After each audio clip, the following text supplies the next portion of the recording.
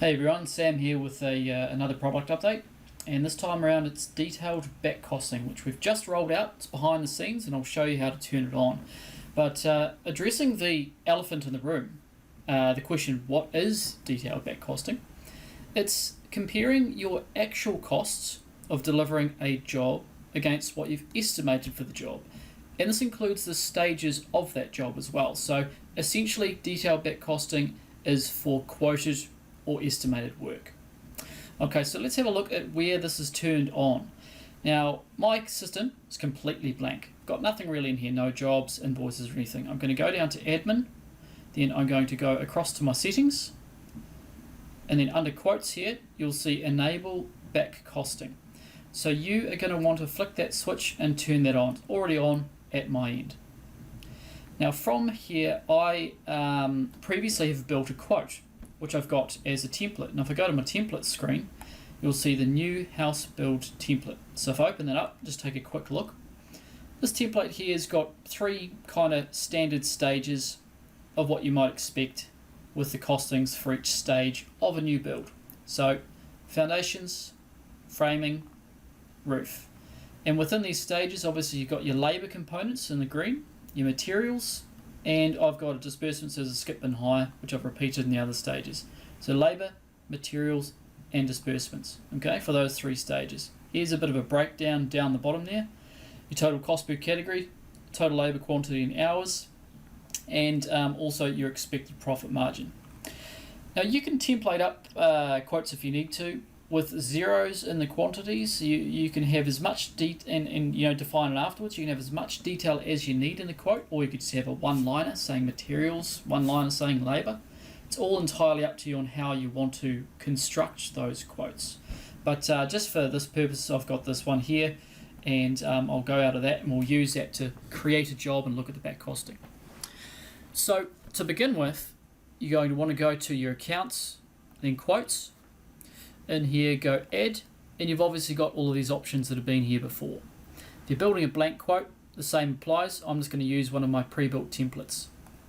Go in here, I'll grab that new house build, go OK, and I'm going to say it's for my mate here, Tristan.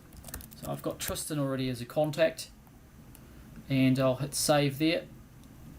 And it's obviously copying and pasting that quote into, or that template into here, where you can adjust all the values if you like. So once you've got a quote in place, you might want to turn that into a job.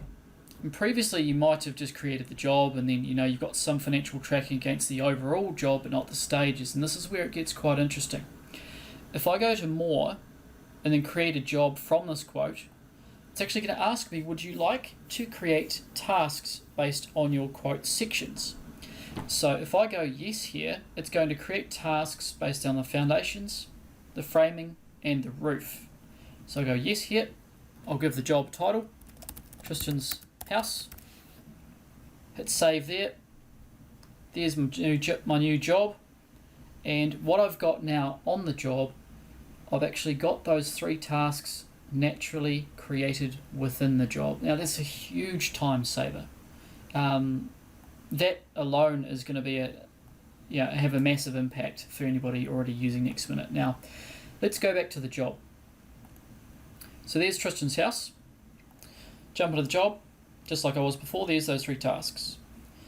Now if I take a look at the initial job card, one major change you will notice is just above the charges, you've now got a cost summary, the quoted amount versus actuals for the overall job. So this is your costs, okay? So mouse over any of these little eyes to give you a bit of information, but you can see you quoted and there's nothing on your actual cost yet. You've got a variance percentage and also a progress bar, which will naturally be filled in as you add things to this job. Now it goes a little bit deeper than that. If I go into the scheduled tasks for this job, such as foundations, I've also got a cost summary specific to foundations with a total cost from that quote. There's the link, the back costing link to that quote, the foundations section. So you'll see that across the board, across all of these tasks. I'll show you another. There it is there. Okay. And there's one other area I want to show you, and then we will add some charges and you can see how that's populated. So if I go to reports on this job here, you will now see back costing. And if I click on back costing here, it prints out a beautiful report which has a full summary of the job, as you can see here, with estimate versus actual, but also with the categories and those stages automatically created.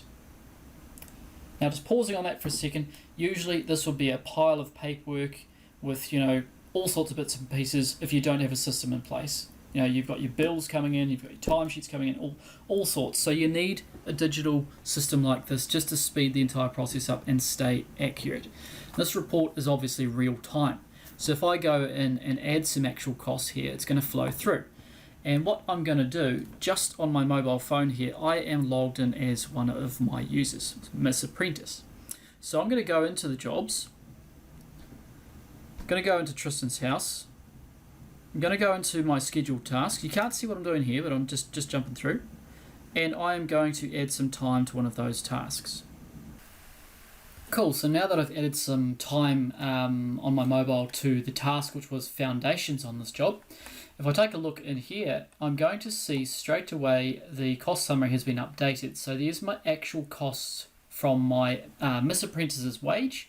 And obviously the progress is now at 1% variance at minus 99% at the moment. So it's still good until obviously progress reaches close to or near 100%. So that's on the task itself.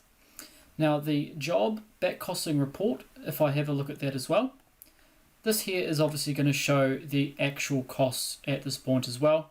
And anything that is still remaining to be invoiced, and the negative gross profit margin at this point, based on my costs, I've invoiced nothing. So that's how that displays. Now, any of these reports you do see, just like back costing, if you want to do some more calculations or do your own graphs and stuff, these can all be extracted as a CSV file or an Excel file, or just spit it out as a PDF if you'd like to. Now, back to the quote as well. We do understand that with quoting, some of these stages that you actually add to your quote, you might not want them to become tasks, okay? So say framing and cladding, you didn't actually want it to be a separate task. There is the option, you'll see there's a little link symbol there, framing and cladding, it's linked to task 1207. There is the option to actually go to task link and remove that if you ever need to. Now, I know this is a super quick summary of back costing. There's a lot of moving parts to this. There's a lot of things I've kind of gone through if you're new to Next Minute. But we're going to produce a lot more videos on the more specific stuff, and there's some knowledge-based articles that you should see in the email you'll get soon as well. And yeah, that's pretty much it. Save you a ton of time. Thank you for watching, and get in touch with any questions. Just fire an email through to myself or to support@nextminute.com.